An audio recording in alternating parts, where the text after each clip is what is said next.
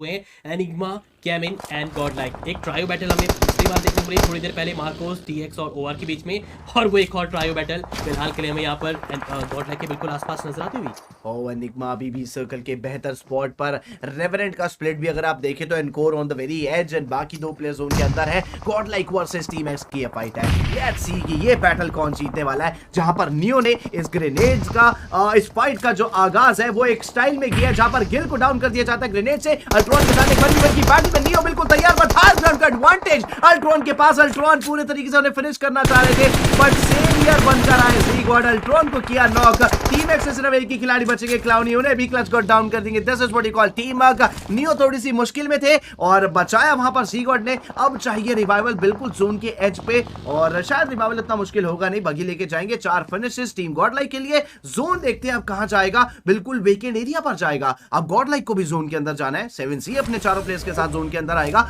बड़ी देर से थोड़ी सी हाई हेलो टीम फॉरएवर और टीएसएम की चल रही है, तो एक बार हम ऊपर चल के जरूर से देखना चाहेंगे, जहां पर 2 प्लेयर्स टीएसएम के डाउन है, 2 प्लेयर्स टीम फॉरएवर के भी डाउन हमें होते हुए देखने को मिल रहे हैं। कितनी जल्दी रिवाइवल प्रोवाइड करा पाएंगे और कितने प्लेयर्स जोन के अंदर हमें दिखेंगे। साथ-साथ माई भी क्यों गॉडलाइक स्प्लिट थी वो एक परफेक्ट एग्जांपल यहां पर बता दिया है। एक कवर फायर प्रोवाइड की गई सही वक्त पे जी गॉड के द्वारा। और जो आप बात कर रहे हैं टीएसएम एंड टीम फॉरएवर की, तो बिल्कुल जी हाँ, उनकी तरफ भी आ चुके हैं। एरिया व्यू से थोड़ा सा क्लियर हमें पता चल पाएगी एक्चुअल खिलाड़ी किस पोजीशन में यहाँ पर खेल रहे हैं। बट क्या लग रहा है माइंडसेट, क्योंकि अगर दोनों टीम्स यहाँ पर फाइट में ही अगर ज्यादा फोकस करती रहेगी तो शायद जोन के अंदर भी ना पहुंच पाए सेक्शन में। ये फाइट तो लेनी ही पड़ेगी। ये दोनों में से किसी एक का यहाँ से एलिमिनेशन होगा ही होगा, या फिर ये होगा कि एक आधा प्लेयर नॉक करके जोन के अंदर चले जाएंगे, तो रास्ता नहीं बनेगा। अगर आप बिना नॉक करे सीधा जोन की तरफ जाएंगे तो बैक स्टैप हो जाएंगे। इंफॉर्मेशन नहीं गैदर कर पाएंगे तो आपको गेट कीप होना पड़ जाएगा। तो आई थिंक ये फाइट तो होगी ही होगी। ब्लेज यहाँ पर इंतजार कर रहे हैं कि कब वो उस रिज से बाहर निकल कर आए और मौका बने। बट टीम फॉरएवर यहां से गाड़ियां लेके जोन के अंदर जा रहे हैं।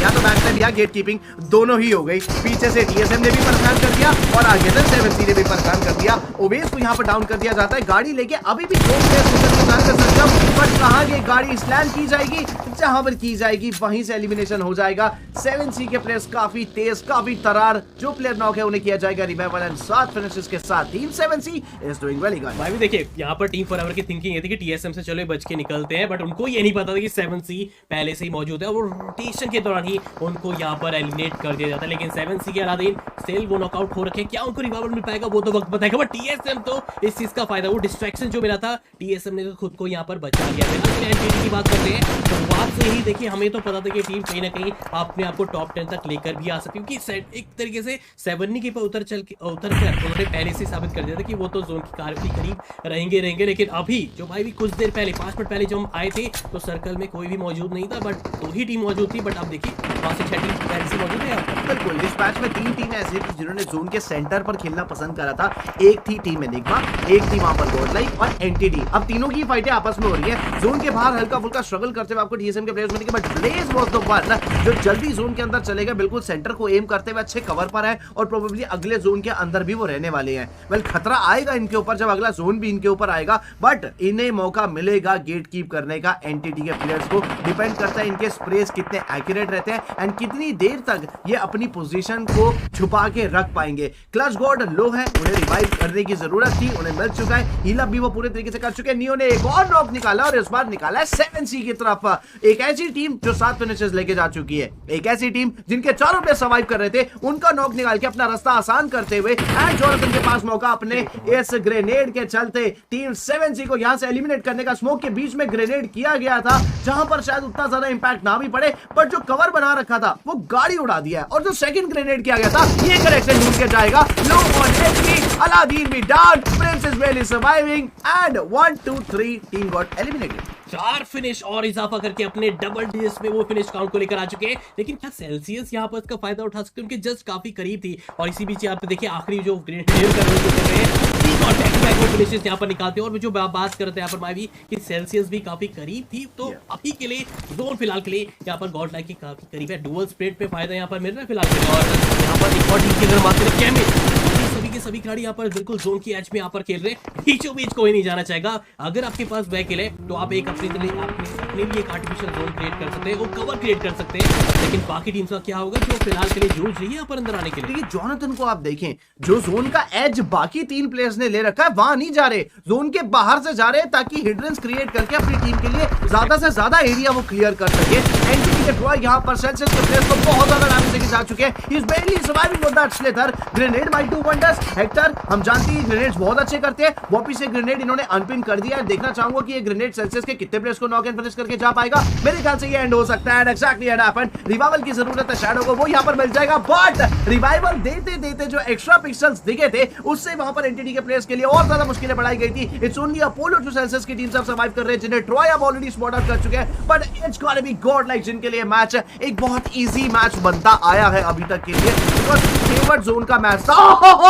अपोलो माय गॉड, एक एचपी पर सर्वाइव जरूर से कर रहे हैं, बट एक कमाल का रिफ्लेक्स, कमाल की एक्यूरेसी एंड सेल्सियस अभी भी इस मैच में बनी हुई है। एंड उस टीम को यहाँ से एलिमिनेट करें जिनके डबल डिजिट मतलब 10 से भी ज्यादा फिनिश निकल चुकी थी, वो सही वक्त पे ड्रॉप शॉट आता है एंड फिनिश निकालते हैं। डोमिनेटर की बात की जाए, नो डाउट यहाँ पर जी गॉड, क्योंकि शुरुआत यहाँ पर उन्होंने ही दिलाई थी जी गॉड की तरफ से, पहला वो नॉकआउट एंड फिनिश हमें देखना था, उसके बाद तो वो सिलसिला चलता हुआ नजर आया। टॉप 5 टीम कौन कौन सी सामने है, लाइव स्टेटस आपके सामने, 4 खिलाड़ी यहाँ पर कॉर्ट लाके, 4 खिलाड़ी यहाँ पर केविन के, 1 खिलाड़ी रेवेंट का, लेकिन यहाँ पर इसी बीच 420 ओपी हो जाएंगे नॉकआउट। और देखिए साउंड विजुअलाइजेशन ऑफ है, कहां से ग्रेनेड आ रहे हैं, कहां पर आ रहे हैं, और इतने लोग यहाँ पर जो फिनिश हो रहे हैं, नॉकआउट हो रहे हैं, बिल्कुल भी किसी को अंदाजा नहीं लग पा रहा। गेम जो साउंड विजुअलाइजेशन ग्रेनेड का वैसे भी नहीं पता चलने वाला था, बट अब यहाँ पर और भी ज्यादा दिक्कतें बढ़ चुकी है, बिकॉज 420 ओपी भी वहां पर नॉक हो चुके हैं। मेरे ख्याल से 420 को ना हल्का सा पिक्सल अभी प्लेयर्स का दिखा था, I am not really sure कि वो हमें स्पेक्टेटिंग के स्मोक के बीच में से दिखा था या 420 को सच में वो पिक्सल विजिबल था, पर जब वो फॉल बैक कर रहे थे तभी वो ग्रेनेड आया, और शायद वो फॉल बैक ना भी करते, उससे पहले ही स्पेस देते तो ग्रेनेड शायद ना भी आता। बट नेवरदलेस 420 ओपी अपना रिवाइवल जो है वो खेलेंगे। क्लच गॉड जिन्हें ओपन में स्पॉट कर लिया जाता है, नॉक फिनिश होंगे या फिर रिवाइवल का चांस अभी भी बनेगा। ओमेगा की बगी बहुत ज्यादा डैमेज हो चुकी है, जोनाथन बहुत ज्यादा ओपन में है, टॉप 3 के अंदर ये टीम आ चुकी है। मार्कोस गेमिंग से जो कमबैक चाहिए था वो मिल चुका है। Marcos gaming is actually waiting for the time कि केमिन स्पोर्ट्स और टीम गॉडलाइक की फाइट हो जाए, तब हम एंगेजमेंट दिखाएंगे, बट नहीं, वहां पर एक ग्रेनेड आता है सीजी की तरफ से। लगता है इन्होंने बहुत जल्दी इंटरप्रेट कर लिया था कि ये मैच में अच्छा करने वाले, बिकॉज पहले ही इमोट्स कर रहे थे। मैं भी देखिए एक और चीज अगर मैं बात करूं, फिनिशेस ज्यादा नहीं है मार्कोस गेम को, इस चीज पे ध्यान रखना पड़ेगा। अगर वो कमबैक ला रहे हैं तो दोनों ही डिपार्टमेंट पे कमबैक लाना पड़ेगा। यहाँ पर प्लेसमेंट में यहाँ पर आया इजाफा, लेकिन मैं देख पा रहा था उनकी जो फिनिशेस काउंट है वो उतनी ज्यादा नहीं है, मात्र एक ही फिनिश आप देख सकते हैं। यहाँ पर विज गॉड मैडमैन को ऑलरेडी गवा चुके हैं, मैडमैन को सबसे पहले उन्होंने यहाँ पर गवाया था, बट अच्छी तारीफ करने वाली बात यह है कि उन 2 खिलाड़ियों ने यहाँ पर अपनी टीम को लेकर आ चुके हैं। और जो आप जिस स्ट्रेटेजी की बात कर रहे थे, तो जी हाँ, हो सकता है यहाँ पर गॉडलाइक और केविन की एक ही फाइट पे पहले इन्वॉल्वमेंट, उनकी फाइट एंगेज हो जाए और उसके बाद एक सडनली सरप्राइज कर दे दोनों को। बिल्कुल गॉडलाइक जोनाथन 13 फिनिशेस इस पूरी टीम के पास,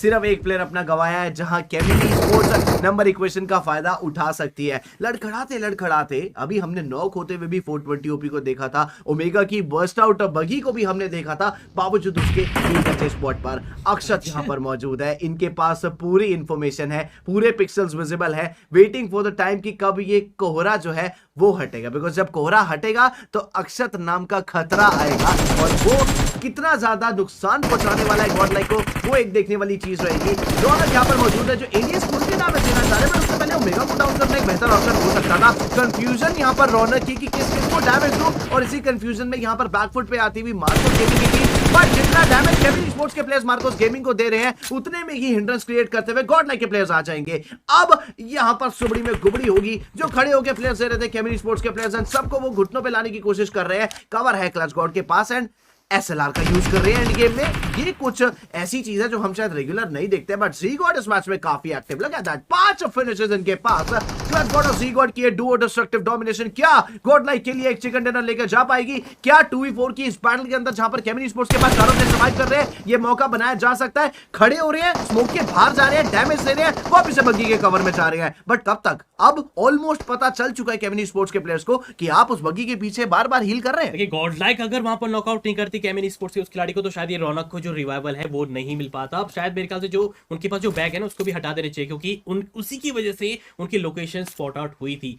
4v2v2 की फाइट है यहाँ पर भाई। देखिए अगर जीतना चाहती है यहाँ से केविन स्पोर्ट्स, और ये दूसरा चिकन डिनर होगा आज का दिन, अगर ये निकाल पाते हैं, चांसेस हैं अभी के लिए, बस अभी खिलाड़ियों की लोकेशन को भी पता है यहाँ पर, बस CG7 जिस तरफ बढ़ रहे हैं वहां पर गॉड लाइक का खतरा उनके ऊपर मंडरा सकते हैं। ओह माय गॉड, मैं पूछ रहा था कि कौन चलाता है SLR एंड गेम में, क्लच गॉड की तरफ से जवाब आता है कि ऐसे चलाते हैं, इसीलिए चलाते हैं।